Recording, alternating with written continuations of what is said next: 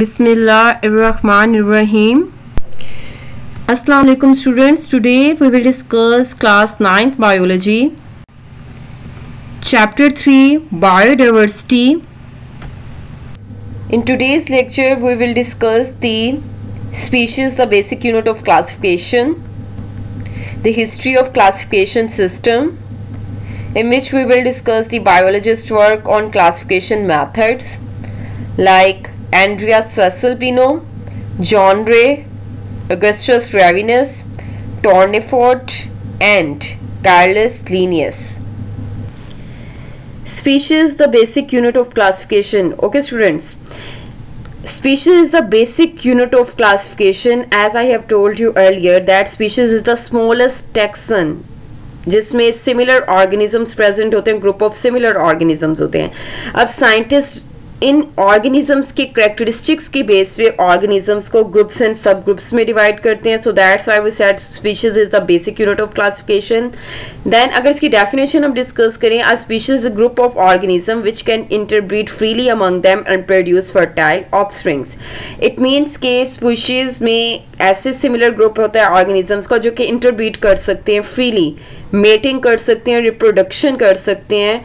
So eight the and वो क्या produce करेंगे? फर्टाइल ऑफस्प्रिंग्स प्रोड्यूस करेंगे, ऐसे ऑफस्प्रिंग जिनके अंदर एबिलिटी होगी रिप्रोडक्शन की, but are reproductively isolated from all other such groups in nature.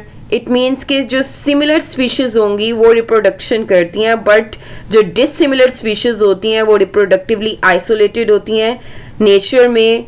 Means के टू डिफरेंट स्पीशीज जो है नेचुरल इन्वायरमेंट में रिप्रोडक्शन नहीं कर सकती, सेम स्पीशीज नेचुरल इन्वायरमेंट में रिप्रोडक्शन करती हैं. So each species possess its own distinct structural, ecological and behavioural characteristics. It means के हर ऑर्गेनिजम्स का अपना अपना स्ट्रक्चरल, इकोलॉजिकल और बिहेवियर कैरेक्टरिस्टिक्स होते हैं. Okay students, now we will discuss the remaining part of the species, the basic unit of classification. Like in definition, species we must emphasize in nature because two organisms related to two different but closely related species can crossbreed under artificial conditions. It means के हमने पीछे species की definition discuss किया है, उसमें हमने nature का word discuss किया है. Basically two organisms जो कि different species के हैं but closely related हैं, वो interbreeding नहीं कर सकते, वो नेचुरल इन्वायरमेंट में सेक्सुअल रिप्रोडक्शन नहीं कर सकते, वो क्रॉस ब्रीडिंग करेंगे under artificial conditions. It means कि अगर उनको आर्टिफिशियल कंडीशंस प्रोवाइड की जाएं, इंटेंशनली ब्रीडिंग करवाई जाए, तो देन वो क्रॉस ब्रीडिंग करते हैं. बेसिकली क्रॉस ब्रीडिंग क्या है? Cross breeding involves the mating of animals from two breeds. Normally breeds are chosen that have complementary traits that will enhance the offspring's economical value. It means कि cross breeding के लिए आप ऐसे breed select करते हो, ऐसे animal select करते हो जो आगे से बेटर क्वालिटी के एनिमल्स प्रोड्यूस कर सकें, जिनकी इकोनॉमिकल वैल्यू हाई हो. So in such unnatural crosses they produce infertile offsprings. अब ये जो इंटेंशनल ब्रीडिंग होती है, क्रॉस ब्रीडिंग में जो आर्टिफिशियल कंडीशंस के अंडर होती है, इसके रिजल्ट में जो ऑफस्प्रिंग्स प्रोडक्शन होती है वो इनफर्टाइल होते हैं. मीन्स के उनके अंदर फर्दर रिप्रोडक्शन की एबिलिटी नहीं होती, ये रिप्रोडक्शन नहीं कर पाते. देन फॉर एग्जाम्पल, अगर यहाँ पे मैं क्रॉस ब्रीडिंग की एग्जाम्पल दूँ, सो a cross between a male donkey and a female horse produces an infertile offsprings that is mule.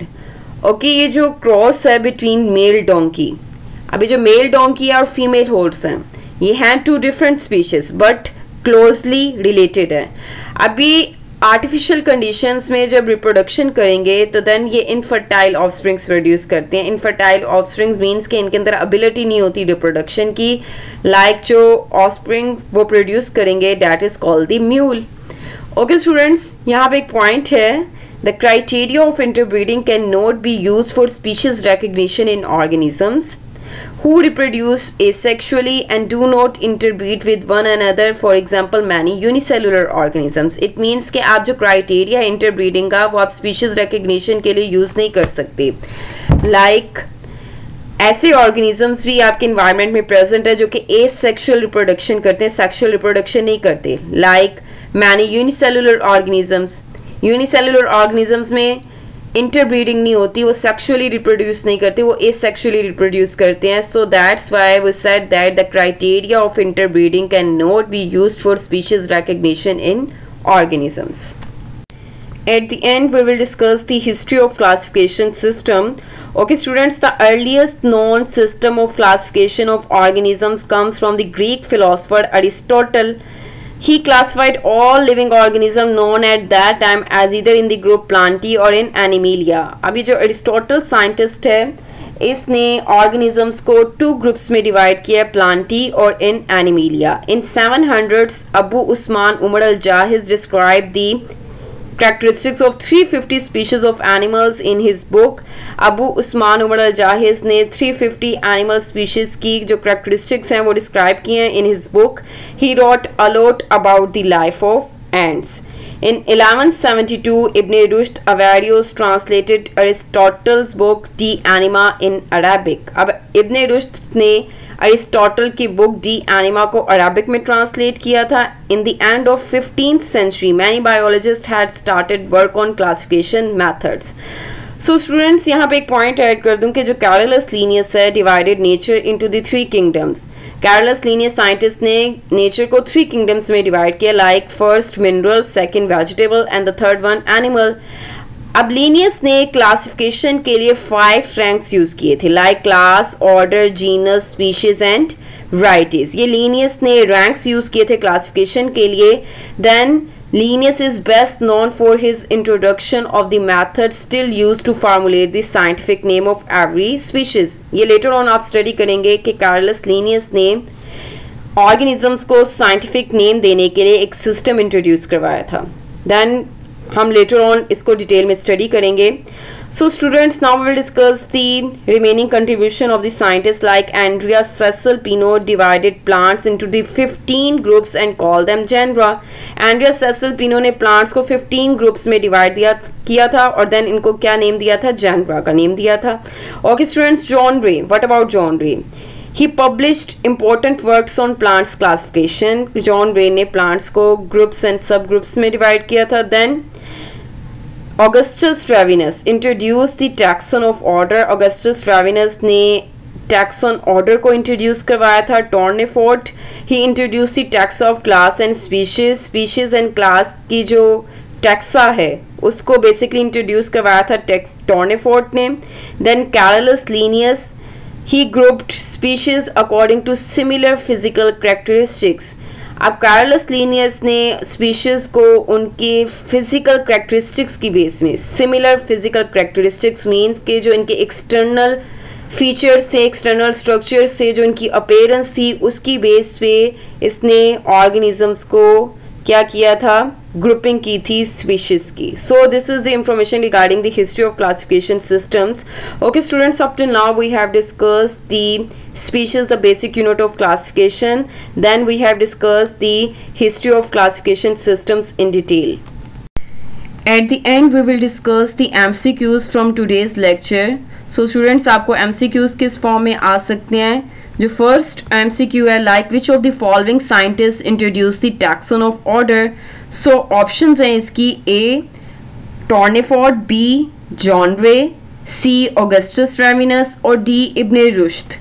So the correct answer of this MCQ is C option, Augustus Ravenous.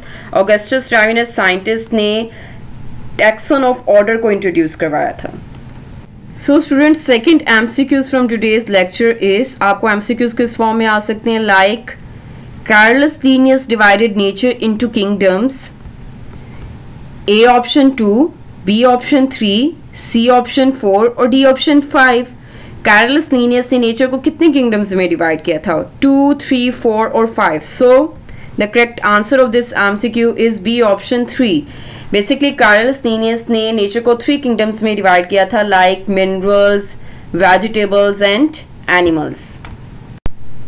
Eight the end we will discuss the short question answers from today's lecture. आपको short questions किस form में आ सकते हैं, like why the criteria of interbreeding cannot be used for species recognition in organisms. So the answer is the criteria of interbreeding cannot be used for species recognition in organisms who reproduce asexually and do not interbreed with one another, for example many unicellular organisms. Then second short question आपको जिस form में आ सकता है, like write down the contribution of John Ray.